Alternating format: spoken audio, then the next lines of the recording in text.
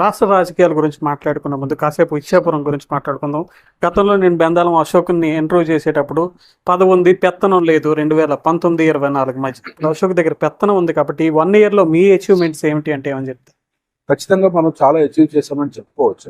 ఎందుకంటే మీరు చెప్పినట్లు 2014 నుంచి 2019 మొదటిసారి ఎమ్మెల్యేగా ఎన్నికవటం, కొంత అవగాహన ఉండి లేనివి చాలా మంది దగ్గర సలహాలు తీసుకుని అనేక రకమైనటువంటి ఆ రోజుల్లో చాలా అభివృద్ధి కార్యక్రమాలు చేసుకున్నాం.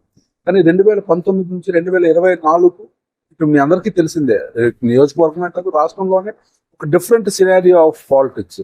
అంటే అంత పవర్ పాలిటిక్స్, రకరకాలైనటువంటి విషయాలు మీకు తెలిసిందే. ఎప్పుడు చూసినా సరే పోలీసులు పహారా కాస్తున్నటువంటి ఇళ్లను మనం మీరు స్ట్రగుల్స్ పడ్డారా సార్? ఖచ్చితంగా స్ట్రగుల్ పడ్డాము కదా. ప్రతి సందర్భంలో కూడా ఇప్పుడు ఒక సామాన్య కార్యక్రమం మనం చేయాలన్నా సరే ఈ రోజు పోలీసులు దానికి సహకరించినటువంటి పరిస్థితులు చూసాం. ఏమీ చేయలేనటువంటి పరిస్థితులు ఉండేవి. అభివృద్ధి అంటే ఏంటో కూడా పూర్తిగా తెలియనటువంటి 5 సంవత్సరాలు మేము అందరూ కూడా చూసాం. అయితే ఈ వచ్చినటువంటి 1 yearలో పాత తప్పుల్ని సరిదిద్దుతూ కొత్త కార్యక్రమాలు చేసుకోవాలి. ఉదాహరణకి అనేక రకమైనటువంటి హామీలు, ఎలక్షన్స్ లో సూపర్ 6 హామీలు కానీ ఇలాంటి రకరకాలైన కానీ, అలాగే డెవలప్మెంట్ వన్స్ పూర్తిగా ఆగిపోయినటువంటి డెవలప్మెంట్ ని మళ్ళీ పరుగులు పెట్టించాల్సింది. సో ఇప్పుడు మీరు అడిగినట్టు నియోజకవర్గానికి 1 yearలో ఏం జరిగింది అంటే కొన్ని ఉదాహరణలు మచ్చుకు నేను చెప్తాను. గతంలో ఈ జల్ జీవన్ మిషన్ లో అనేక వర్కులు శాంక్షన్ అయితే గత గవర్నమెంట్ దాదాపు 360 వర్కులు పూర్తిగా క్యాన్సిల్ చేసేసింది పరిస్థితి. మళ్ళీ అధికారంలోకి వచ్చిన తర్వాత ఈ జల్ జీవన్ మిషన్ గాడిలో పెట్టాలని చెప్పేసి మీకు కూడా తెలుసు, కేంద్ర మంత్రి రామ్మోహన్ నాయుడు గారు నేను అనేక సందర్భాల్లో రివ్యూ మీటింగ్స్ పెట్టడం, ఆ క్యాన్సిల్ అయినటువంటి వర్కుల్ని మళ్ళీ వెనక్కి తీసుకుని వచ్చి దాదాపు 360 వర్కుల్ని మళ్ళీ ఓకే చేసుకుని 106 కోట్ల రూపాయల శాంక్షన్స్ ఈరోజు పూర్తిగా పైప్ లైన్లోకి తీసుకురావడం కావచ్చు. లేకపోతే మొన్ననే కేంద్ర మంత్రి గారు నియోజకవర్గానికి వచ్చినప్పుడు అక్కడ డొంకూరు దగ్గర కానీ ఇక్కడ బారువా దగ్గర ఒక 2 బ్రిడ్జ్లు ఓపెన్ చేసుకునే సందర్భం కావచ్చు. ఆ 2 కూడా చాలా చాలా ఇంపార్టెంట్ అయినటువంటి బ్రిడ్జ్, అవి దీర్ఘకాలికమైనటువంటి సమస్య. అది కాకుండా ఇటు అంపురం నుంచి ఘాటి ముకుందాపురం వరకు 23 కోట్లతో రోడ్ శాంక్షన్ తీసుకురావడం కావచ్చు. ఇటు కేసరపడ అర్చనాపురంకి సంబంధించి ఒక 2 కోట్ల రూపాయల వర్కులు తీసుకురావడం కావచ్చు. కేవలం ఎన్ఆర్జీఎస్ లోనే దాదాపు 60 కోట్ల రూపాయల రోడ్లు తీసుకురావటం కావచ్చు. ఇలా మీరు చూసుకున్నట్లయితే ఈ 1 yearలో దాదాపు తక్కువ అనుకుంటే ఒక 150 crores to 200 crores వర్క్స్ అన్ని కూడా శాంక్షన్స్ తీసుకుని వచ్చి, ఇవేవి కూడా ఊరికే మాట్లాడినటువంటి మాటలు కాదు, ఇవన్నీ కూడా శాంక్షన్స్ తీసుకుని వచ్చి ప్రజలకు అందుబాటులోకి తీసుకురావటంటే ఇంకా టెండర్ దశలో ఉన్నాయి. అవి కూడా టెండర్ పూర్తయితే ఆ కార్యక్రమాలు కూడా పూర్తవుతాయి. అలాగే పొత్రకొండ నుంచి జగతికేశ్వరం అలాగే మాకనపురం వరకు ఉన్నటువంటి రోడ్డు కావచ్చు. అనేక రకమైనటువంటి అభివృద్ధి కార్యక్రమాలు. ఎందుకంటే గతంలో నాకు ఒక ఎక్స్పీరియన్స్ ఉంది. 2000 కోట్ల రూపాయలు అభివృద్ధి చేశాను అని అప్పుడు ఉన్నటువంటి ఇన్ఛార్జ్ ఒక ప్రకటన ఇవ్వడం జరిగింది. అప్పుడు వైఎస్ఆర్సీపీ గవర్నమెంట్ 2000 కోట్లు ఇచ్చాపురం 2000 కోట్లతో కార్యక్రమాలు చేశాము అనగానే నేను ఒక మీటింగ్ లో ఓపెన్ ఛాలెంజ్ చేశాను. 2000 కోట్ల రూపాయల అభివృద్ధి కానీ మీరు కానీ ఇచ్చాపురం నియోజకవర్గంలో చూపిస్తే 100% నేను రాజకీయ సన్యాసం చేస్తాను అని చెప్పి నేను మాట్లాడడం జరిగింది. దాని తర్వాత దానికి కౌంటర్ గా ఒక వీడియో పెట్టారు ఆయన.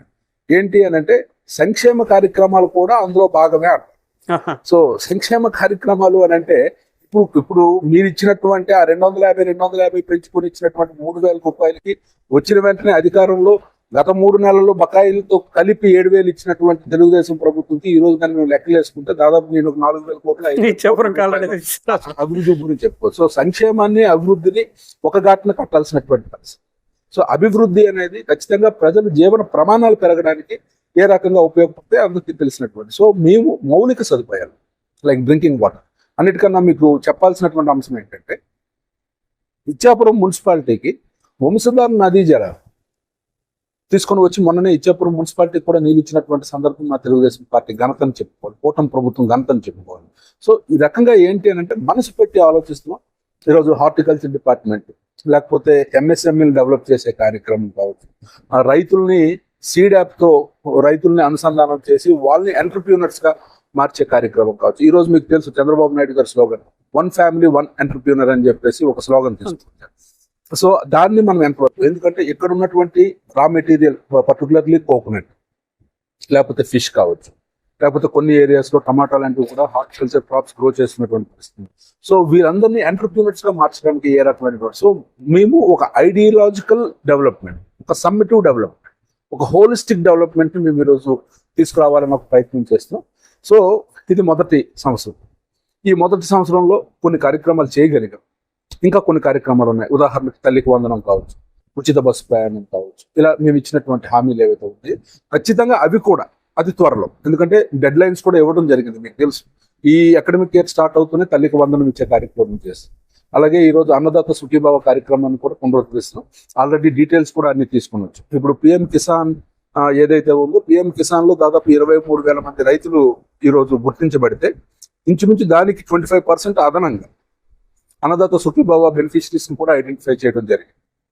ఇలా ప్రతి ఒక్కటి కూడా, ఎందుకంటే ఈ నియోజకవర్గానికి సంబంధించి ఒక హోలిస్టిక్ గా ఒక హార్టికల్చర్ డిపార్ట్మెంట్ తీసుకోవచ్చు, అగ్రికల్చర్ డిపార్ట్మెంట్ తీసుకోవచ్చు, అలాగే ఆర్డబ్ల్యూఎస్ డిపార్ట్మెంట్ తీసుకోవచ్చు, R&B డిపార్ట్మెంట్ తీసుకోవచ్చు, PR డిపార్ట్మెంట్ తీసుకోవచ్చు. ఇలా అనేక రకమైనటువంటి డిపార్ట్మెంట్స్ అన్నింటినీ కూడా కలుపుకొని తీసుకుని వెళ్ళి హోలిస్టిక్ డెవలప్మెంట్ ఉంది కాన్స్టిట్యున్సీ తీసుకురావాలని ఒక ప్రయత్నం చేస్తున్నాం. ఆ ప్రయత్నంలో భాగంగా ఇప్పుడు నేను చెప్పినటువంటి ఫిగర్స్ అన్ని కూడా ఈ రోజు రోడ్స్ కు సంబంధించినటువంటి అమౌంట్స్ గురించి కానీ, ఆర్డబ్ల్యూఎస్ గురించి సంబంధించి, లేకపోతే బ్రిడ్జెస్ కి సంబంధించినటువంటి, సో ఇలాగా అన్ని రకాలుగా కూడా ఆలోచిస్తున్నాం. కనెక్టివిటీ పెంచడం, జీవన ప్రమాణాలు పెంచే కార్యక్రమం అనేది ఖచ్చితంగా చేస్తున్నాం. 100% ఈ 4 years లో కూడా మేము ప్రామిస్ చేసినటువంటి ప్రతి ఒక్క నెక్స్ట్ కమింగ్ 4 years, ఎందుకంటే ఆల్మోస్ట్ 1 year కావస్తుంది కాబట్టి నెక్స్ట్ కమింగ్ 4 years లో 100% మేము అనేది ఆ డెలిబరెన్స్ అనేది తీసుకురావడానికి అన్ని రకాల ప్రయత్నాలు చేస్తాం.